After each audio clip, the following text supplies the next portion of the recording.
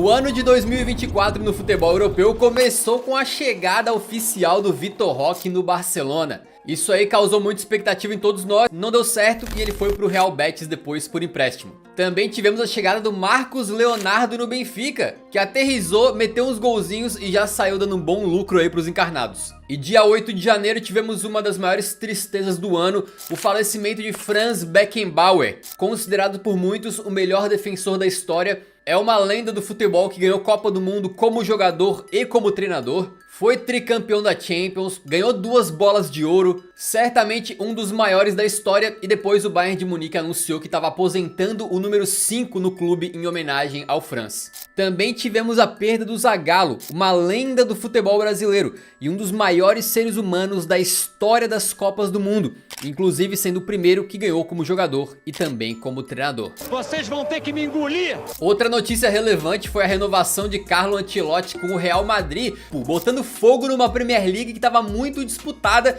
e dando aquela impressão de que o Manchester City, que estava um pouquinho ali para trás, estava só esperando com alguns jogos a menos o momento de dar o bote. Enquanto isso, na final da Copa da Liga Inglesa, um jogo muito tenso entre Liverpool e Chelsea, com o Klopp terminando a partida metendo uma porrada de adolescentes em campo. Mas com essa meninada conseguindo vencer os Blues e garantir aí o que foi o último título do Klopp com os Reds. Na Série A, a Juventus perseguia a Inter de Milão, porém os Nerazzurri venceram o confronto direto e deram uma disparada na tabela, já indicando que seriam os grandes favoritos ao Scudetto. Já em La Liga, o Girona fazia uma competição fantástica, brigando pau a pau pela liderança com o Real Madrid. Até que no confronto direto o pior aconteceu, né? O Real humilhou metendo 4 a 0 com uma atuação tão boa do Vinícius Júnior que ele destroçou o coitado do Ian Couto, que chegou até a chorar no final da partida. E na Bundesliga, nesse momento, o Leverkusen estava voando e invicto, porém o Bayern de Munique estava perto. Só que aí no momento do confronto direto, os comandados do Xabi Alonso meteram 3 a 0 no Bayern, mostrando que sim, teriam gás para brigar por esse título aí. Por falar em Leverkusen, também em janeiro o Xhaka vai comemorar um gol e finge uma lesão. Começou com o Pogba recebendo um caso em que aparentemente ele cometeu um equívoco sincero, né? Não teve a intenção de se dopar nem nada, mas infelizmente contribuiu para a carreira dele descer ainda mais. Depois a punição foi reduzida para 18 meses. Também em março tivemos os jogos de volta das oitavas de final da Champions, que já estavam rolando, né? Real Madrid classificando, o PSG também, o Manchester City avançou, o Dortmund eliminou o PSV que estava voando, o Bayern se recuperou do jogo de ida, meteu 3 a 0 na Lazio e avançou. O Arsenal tirou o Porto nos pênaltis. Uma Inter de Milão que estava simplesmente voando baixo acabou sendo eliminada para o Atlético de Madrid nos pênaltis. Inclusive nesse jogo a gente viu o Thuram querendo apertar a bola até estourar. Em março a gente também teve um dos melhores jogos da temporada, quando Manchester United e Liverpool se enfrentaram pela Copa da Inglaterra e o jogo acabou um 4 a 3 absolutamente insano, com o garotinho Amad Diallo decidindo para os Red Devils no final.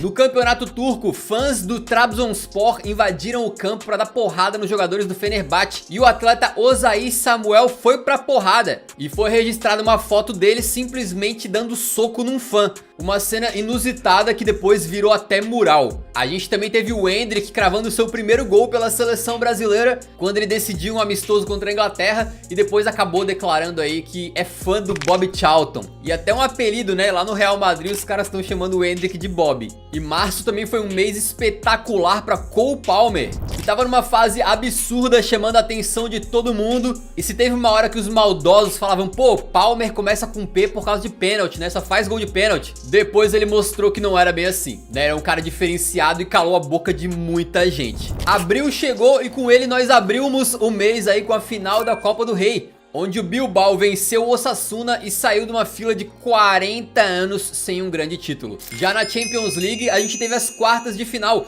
com Arsenal e Bayern de Munique empatando por 2 a 2 no jogo de ida, numa partida que teve aquele lance onde o Gabriel Magalhães simplesmente abaixa e pega a bola com as 2 mãos, mas o juiz resolve não marcar pênalti, porque segundo Tuchel, ele explicou que foi um erro muito infantil do Gabriel, aí não quis punir o cara. Na volta, os Gunners perdem por 1 a 0 e o Bayern de Munique passa. Aliás, abril foi um mês complicado pro Arsenal, que também tropeçou na Premier League, viu o Liverpool fazer o mesmo e o City assumir a liderança. Deu altos déjà vu, né? Um roteiro que a gente viu 300 vezes, o Tubarão só ali atrás esperando e vral! Falando em Manchester City, na Champions, o time do Guardiola pegou simplesmente o Real Madrid e o jogo de ida foi um 3 a 3 frenético, cheio de golaços, enquanto na volta o Lunin fechou o gol e Vini Júnior e companhia avançaram para mais uma semifinal. Ainda nas quartas, o Dortmund eliminou o Atlético de Madrid e ia fazendo uma campanha muito surpreendente, enquanto o PSG e Barcelona se enfrentaram num confronto que foi intenso, né? Na ida 3 a 2 pro Barça, com o Rafinha jogando muito, só que aí o jogo de volta é aquele em que o Barça até abre o placar, mas o Araújo é expulso, e aí o PSG vira o jogo com o Mbappé brocando 2 vezes e avança para semis. Inclusive, um momento bem curioso pro Barça, que tava voando depois que o Xavi falou que sairia do clube, e aí mesmo depois desse período em que eles acabaram sendo eliminados da Champions e perdendo um El Clássico pro Real Madrid, o Xavi voltou atrás e disse que ficaria,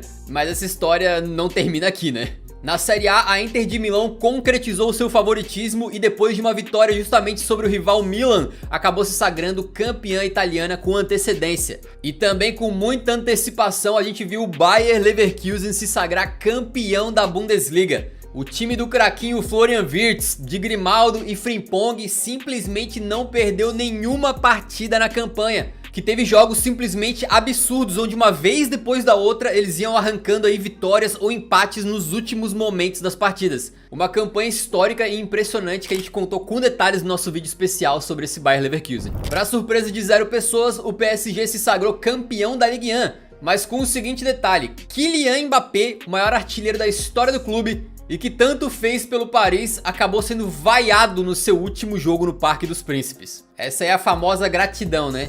Em maio foi a vez do Sporting garantir o seu título português com uma campanha maravilhosa. Aí o time tava voando sob o comando do Rubem Amorim, com o Gyökeres já metendo gol a rodo e sendo reconhecido pelo mundo inteiro. Enquanto no holandesão foi a vez do PSV garantir o seu título com uma campanha absolutamente irretocável e também histórica. Em La Liga, o Real Madrid já tinha deixado o Girona para trás há tempos e garantiu o título espanhol, com o Vinícius Júnior sendo importante ali na reta final depois de um tempo machucado, mas voltando muito bem para a reta final da temporada. Isso porque nas semis da Champions ele simplesmente deitou contra o Bayern de Munique na ida, fazendo 2 gols naquela partida que foi 2 a 2, e na volta no Santiago Bernabéu o Vinícius só não fez chover, jogou uma barbaridade, mas o Real Madrid ia sendo eliminado, até que uma falha do experiente Manuel Neuer resultou num gol do Rossellu, que depois guardou mais um, virou o jogo e colocou o Real Madrid em mais uma final. Na outra semi, o Dortmund venceu tanto a ida quanto a volta contra o PSG por 1 a 0, com destaque para o fato de que o Paris perdeu um caminhão de gols e que o Hummels foi eleito o melhor do jogo nas 2 partidas, né? Um momento monumental na carreira dele e também um momento especial para Marquinhos Reus, que ia poder se despedir do Dortmund jogando uma final de Liga dos Campeões. E ainda em maio, mais uma competição chegava no fim, com o Manchester City se consagrando campeão da Premier League mais uma vez.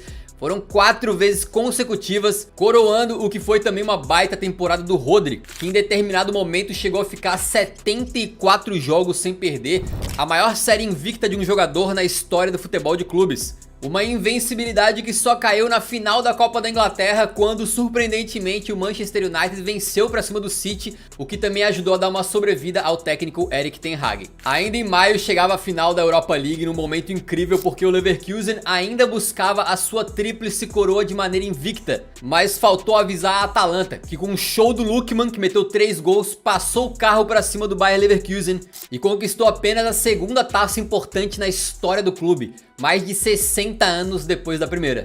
Lookman, que depois do final de 2024 seria eleito o jogador africano do ano e merecido. Também em maio, o nosso brazuca Lucas Paquetá foi denunciado formalmente por uma questão aí envolvendo apostas, num caso que ainda não teve sua conclusão. Também em maio a gente tem a despedida de Sérgio Conceição do Porto, que depois de passar 7 temporadas como treinador do clube, acaba indo embora conseguindo aí uma Taça de Portugal, vencendo o Sporting na final. Também no final de maio, o PSG é campeão da Copa da França, com o Mbappé fazendo o seu último jogo pelo clube. E também no final de maio, o Leverkusen ganha a Copa da Alemanha, consagrando o doblete nacional de forma invicta, né? Já na final da Conference League, pela primeira vez na história, um clube grego foi campeão europeu. Num jogo disputado, pra não dizer outra coisa, o gigante Olympiacos acabou vencendo por 1 a 0 na prorrogação com um gol de El Kaabi, um jogador com uma história de vida muito bacana aí que se profissionalizou só aos 21 anos de idade, enquanto a Fiorentina se sagrou vice-campeã da Conference. Já na Turquia, uma das corridas pelo título mais insanas da história, com o Galatasaray se sagrando campeão com um recorde de 102 pontos, seguido pelo Fenerbahçe que fez 99 e ficou como vice, né, cara? Que doideira. Por falar em Fenerbahçe, junho começa com a confirmação de que José Mourinho seria o novo treinador dos caras. Acho que poucos conseguiriam prever isso há um tempinho atrás, né? E certamente um grande momento para a Liga Turca trazer uma lenda como o Mou. Ainda em junho, Salah apareceu como novo membro do clube dos ex-calvos. E vou te dizer que isso aí deu sorte pra ele dentro de campo, tá? Daqui a pouco eu falo mais. Também em junho, o Palmeiras anunciou a venda do Estevão para o Chelsea. Mais uma vez, um talento incrível vai surgindo no Brasil e acaba sendo vendido mesmo antes de completar os 18 anos de idade, né? E claro, em junho a gente também teve a grande final da Champions League, que veio com uma polêmica. O Courtois ficou machucado praticamente a temporada inteira e no seu lugar jogou o Lunin, que agarrou muito bem. Só que o belga voltou de lesão justamente na reta final. Aí o Ancelotti teve uma dúvida: mantenho o Lunin, que foi o titular durante a temporada quase toda, ou trago o Courtois, que em condições normais seria o titular? Ancelotti optou pelo belga, que fez uma boa final. E apesar do Borussão ter feito uma grande final, especialmente um incrível primeiro tempo, não deu outra, né? É Real Madrid, é Champions, é final, já sabe. Carvajal marcou o primeiro gol de cabeça e no segundo tinha que ser ele. O Bellingham toca pro Vini e o Malvadeza crava, coroando essa temporada de melhor do mundo e garantindo a 15ª taça de UCL pros merengues. Uns com tanto, outros com tão pouco. E esse acabou sendo o último jogo de Marco Reus pelo Borussia Dortmund, que antes tinha recebido uma despedida muito especial, muito bonita lá no Signal Iduna Park. E se o Reus não conquistou um título na sua despedida, a gente poderia ver o Toni Kroos conseguindo esse feito, já que ele anunciou que se aposentaria ao final da Eurocopa. A Euro foi justamente na Alemanha, né? E começou muito bem, cara. Com a Alemanha metendo 5 a 1 na Escócia, num jogaço. Com momentos incrivelmente carismáticos, como aquele cara do saxofone lá. Os torcedores da Albânia fazendo uma crueldade publicamente com os italianos e quebrando espaguete em plena luz do dia. Torcedores da Dinamarca mostrando que não tem tempo ruim e que o importante é ser feliz. Mas a verdade é que depois a Eurocopa acabou dando uma esfriada e várias das seleções que a gente tinha expectativa jogaram mal. Como foi, por exemplo, a França, né, que teve muita dificuldade para criar gols e o Mbappé fez uma Eurocopa muito apagada, jogando ali de máscara, né, como o capitão França. Também tivemos a seleção de Portugal com o CR7 que passou em branco, né? E uma Inglaterra jogando um futebolzinho modorrento que só. Mas no final das contas, os ingleses comandados pelo Southgate, o maior inimigo do futebol, de joguinho ruim em joguinho ruim, de gol salvador em gol salvador, como aquele de bike espetacular do Bellingham contra a Eslováquia, como o gol do Saka contra a Suíça, como o gol do Watkins contra a Holanda, foram avançando para chegar na grande final. E por falar em Holanda, a gente teve um grande momento em que o técnico holandês Koeman foi flagrado comendo um lanchinho rápido durante uma partida. Ah, eu peço desculpa, mas eu tinha que colocar essa aí, pô. E do outro lado da final, a sensação do torneio, a Espanha de Luis de la Fuente.